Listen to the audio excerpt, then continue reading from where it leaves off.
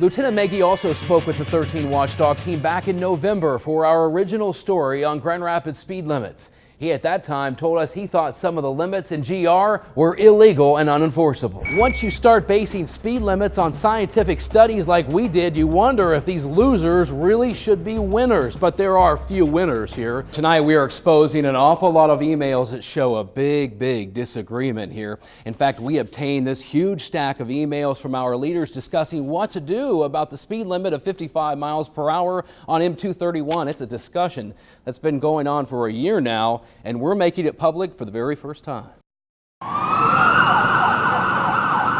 Two deputies saw it and reacted immediately. A driver apparently going too fast through the village of Saranac, and right off the bat, we heard this on the deputy's body camera video. How much heavy did you drink? Actually, that's actually old, but I've had 3 or 4. 3 or 4 beers? The video indicates the deputies found alcohol in the vehicle as well. The tough questions began. Have you been drinking while you were driving at all, man?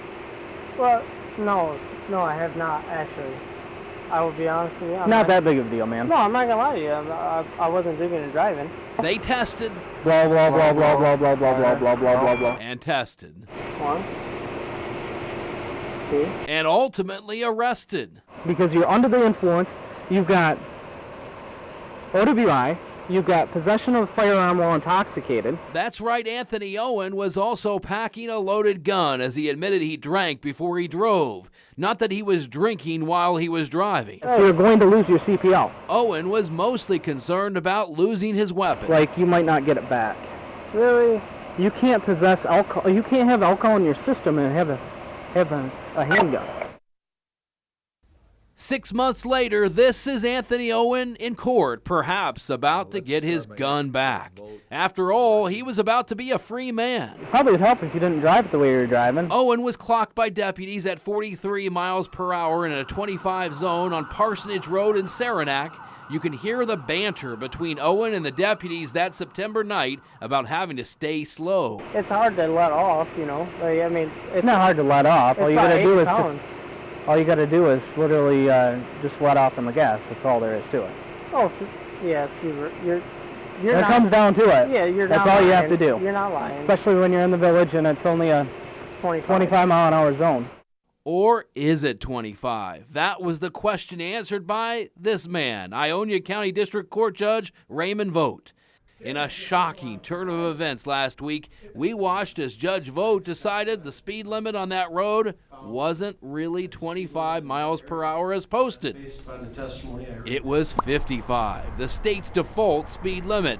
And because Owen I've had 3 or 4. was going 43 miles per hour in a 55 zone, he wasn't speeding, and that means all of it. Because you're under the influence, you've got OWI, you've got possession of a firearm while intoxicated. Goes away, case dismissed. All of the charges dropped because the traffic stop was invalid. This case clearly shows what can happen if a local government doesn't comply with the state law on how to set the speed limits. Ed Sternisha represented Owen and has watched our continuing coverage of this issue for months. In court testimony, Sternisha referenced the 13 Watchdog team's previous reporting on this topic, highlighting apparent speed limit problems we uncovered all across the area. Now it appears there's a valid defense for anybody, including an alleged drunk driver with a loaded weapon, to fight off a local government like Saranac to prove the village has a bunch of 25-mile-per-hour signs that may not mean anything. The reason 10 years ago state law changed, forcing cities, townships, and villages to do speed studies or access point counts to justify their speed limits. Lieutenant Gary Maggie of the Michigan State Police has testified in court and also told us he believes limits can't be enforced if the locals don't document any studies. Judge Vogt found that's the case in Saranac. Because the city knows about it and they refuse to comply with it, they risk those people getting away with it. Lieutenant Maggie said in court his speed study on Parsonage Road, where Owen was stopped, should be 45 miles per hour, not 25. So we wanted to know from Saranac's leaders what they were going to do after the court decisions, Last month, Saranac's leaders reestablished the 25 speed limits in the village. Failed to come into compliance with state law. They failed to comply with the court's ruling that they're actually making the roads in Saranac less safe. So we went to the village's office to get some answers, but didn't get an on-camera interview. We did get a statement from Saranac's village president, Sharon Darby, distancing the village from the Owen case. Quote, the village of Saranac was not a party to the case involving Anthony Owen, which arose out of an incident on a village street. Later in the statement, President Darby did seem engaged to take on any future cases involving Saranac speed limits. Quote, the village will take all steps necessary to enforce its speed limits. We questioned the statements made by the village's president and got another response. The village's attorney, James Duzma, sent WZZM-TV a message back warning us of possible libel slander issues, a possible extortion claim against us, and he warned our television station about future claims against us from convicted speeders in Saranac. Duzma wrote, quote, proceed at your own risk. We never did get clarification on our questions. It's got to stop. Senator Rick Jones is the chair of the Senate Judiciary Committee and has said for years local governments need to comply with state law by basing speed limits on scientific methods, not some arbitrary number. He says Saranac's decision to keep 25 after the judge's decision is unacceptable. What will happen if they're posted properly, they still will catch violators, they'll still write just as many tickets and catch the real bad guy. Instead of the average Joe just trying to get to work. Blah, blah, blah, blah, blah, blah, blah, blah, blah, blah. Now, Owen's not facing any criminal charges, but in a twist, he didn't get his gun back. Judge Vogt is holding it, expecting the prosecutor to appeal the case. As the case goes up the chain, any decision made could make a history-making precedent. Because in Saranac right now, one could say it's unclear how slow to go. I wouldn't want to be an officer and pull people over after this case if the village didn't set the right speed limit. Over the last few months, we did not stop investigating. And tonight, we found the Grand Rapids court system may also not be handling speeding tickets the right way. WZZM 13's David Bailey joins us now to break down the results of his continuing investigation. Good evening, Nick and Juliet. Tonight, after what we found in our 6-month-long investigation and what we've heard from our experts, the reality is there are questions whether you are getting a fair shake in court. One raise your right hand. After another. After another. I do find responsibility. Loser, loser, loser. We sat for weeks in this same spot in this same Grand Rapids courtroom. Not one defendant won. Brittany Grummett, I kind of knew I was going to lose. challenged her speeding ticket, didn't go very well. It's really unfair. The 25 speed limit down, that shouldn't be that. We watched her hearing. The police officer told Magistrate Steve Brunick he got a reading on Grummett's car, but Magistrate Brunick never asked the officer how the speed limit was set on Michigan Street Northeast. It's a losing battle. I mean, the cop's always going to win. I'm very disappointed. David Pellerin was a loser too. He was caught going faster than 25 at one of Grand Rapids' most popular speed traps, Seward Avenue.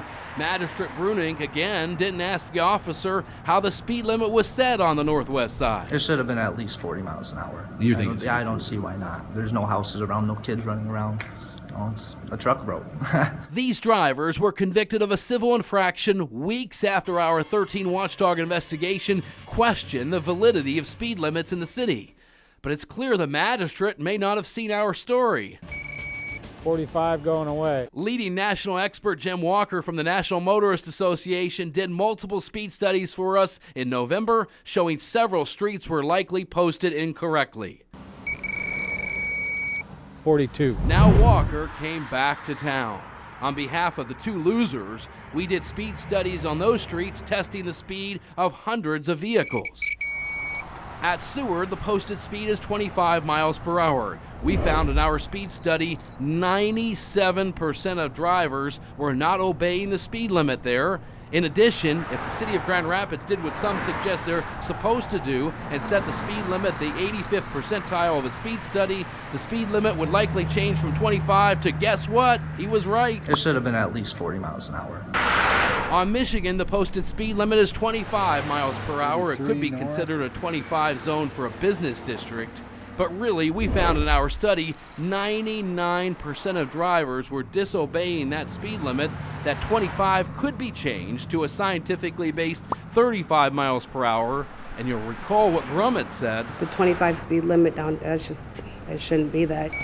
Once you start basing speed limits on scientific studies like we did, you wonder if these losers really should be winners. But there are few winners here. The 13 Watchdog team actually dug into 2 years worth of speeding tickets, and check this out. Out of 3,530 speeding tickets issued in 2014 and 2015, 9 people won their cases in district court, 1 out of every 81 days. And many of those wins were on technicalities. By the way, all those speeding tickets generated nearly $500,000.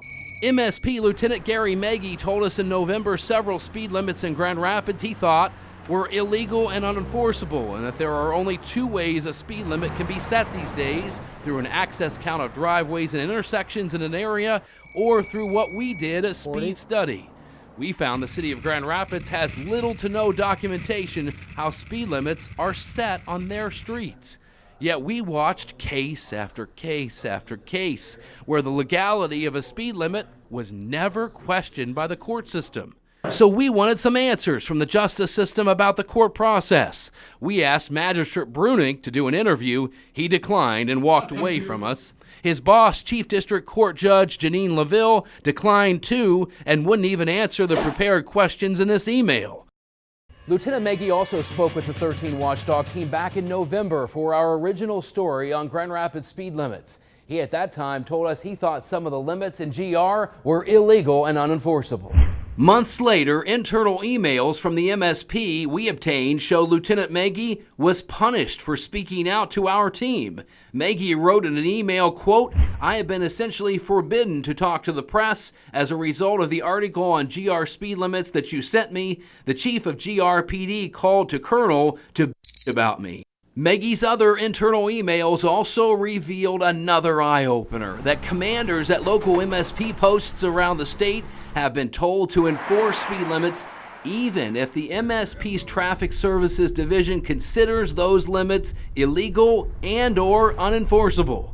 One example is Owen's stop on Parsonage Road there in Saranac. An internal email we obtained shows MSP's post commander Kevin Sweeney, who serves the Ionia County area, wrote to local leaders, quote, "We don't normally perform patrols in the village limits of Saranac, but if the troops did clock a speeder driving over the posted speed limit, they would write them a ticket and/or enforce as they normally would, maybe a verbal warning." So we wanted to know why, on one hand, the MSP would provide testimony that proved a speed limit was illegal for an alleged drunk driver, yet on the other hand, the MSP could write tickets to people for speeding on the same street. I don't think there's trouble. I think when you look at speed limits, it's an important issue to talk about.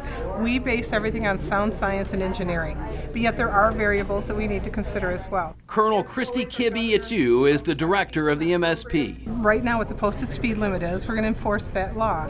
And to say it's, do we need to do a speed study? That's left up to the community, and we get requests for those all the time.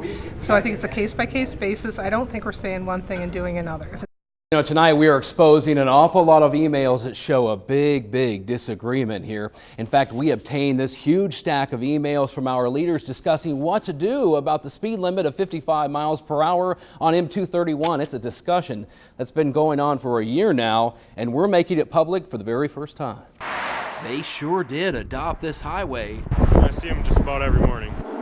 Slow speed. Usually there's one that sits right down here. They clean up. They really clean up. If they know the speed limit is supposed to be 65, why would you give somebody a ticket? It's new, it's 55 miles per hour, and it's heavily enforced. M231 is likely one of West Michigan's most enforced highways.